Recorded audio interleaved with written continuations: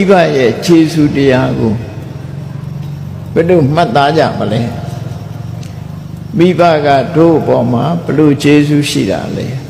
ကိုဟာလူဘဝရောက်လာတဲ့အခါမိဘကကိုယ့်အပေါ်မှာခြေဆုပြုတာ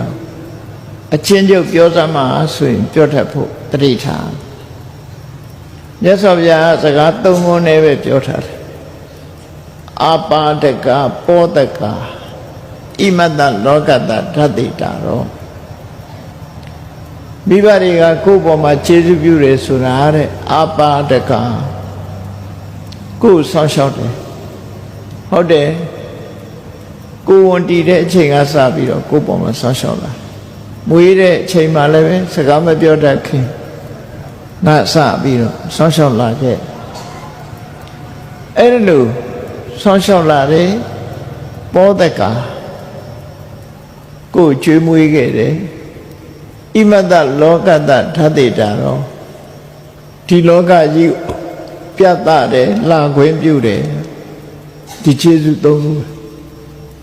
အကယ်၍မိဘကလာခွင့်မပြုဘူးဆိုရင်လူဖြစ်ကိုမဖြစ်ဘူး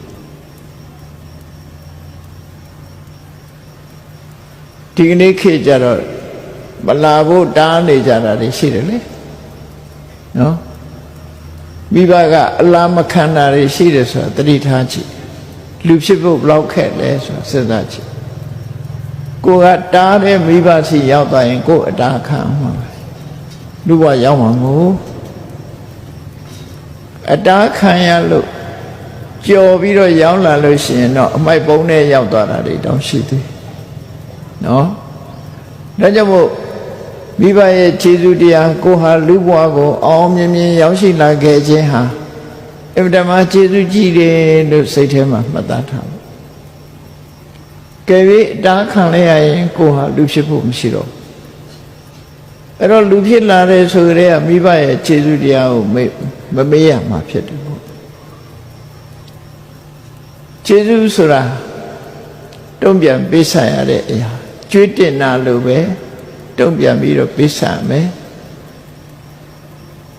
မိမိကိုယ်တိုင်ရှာဖွေလာတဲ့ပစ္စည်းတွေနဲ့မိဘကိုကျွေးရမယ်မွေးရမယ်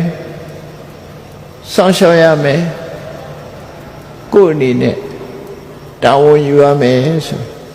အဲ့ဒီမိဘကိုကျွေးမွေးစောင့်ရှောက်တာဝန်ယူခြင်းကိုမြတ်စွာဘုရားကတန်မိုးထားလို့မင်္ဂလာကုသိုလ်တစ်ပါးဖြစ်နေဟောခဲ့တာဖြစ်တယ်ပညာရှိတွေသူတော်ကောင်းတွေ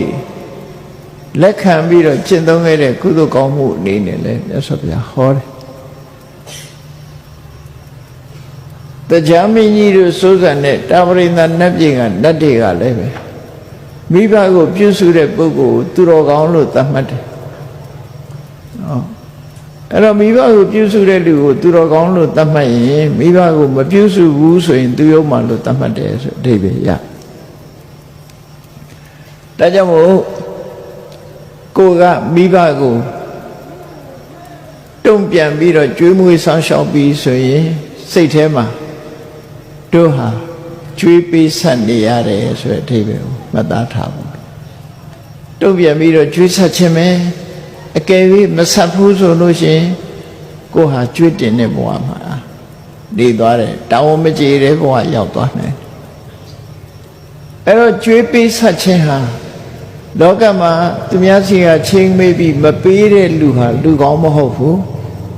နောက်လည်းသူများစီကခြေလို့ရမှာမဟုတ်ဘူးသူများရဲ့ကြွေးတွေကိုပြန်ပြီးပေးဆက်တဲ့လူမှရိုးသားသူလူတော်လူကောင်းဖြစ်သတ်မှတ်ကြအဲ့ဒါလိုပဲမိဘကမိဘကိုပြန်ပြီးတော့ကြွေးဆက်တဲ့အနေနဲ့ပြုစုတဲ့ပုဂ္ဂိုလ်မှလူတော်လူကောင်းလို့သတ်မှတ်မှာဖြစ်တယ်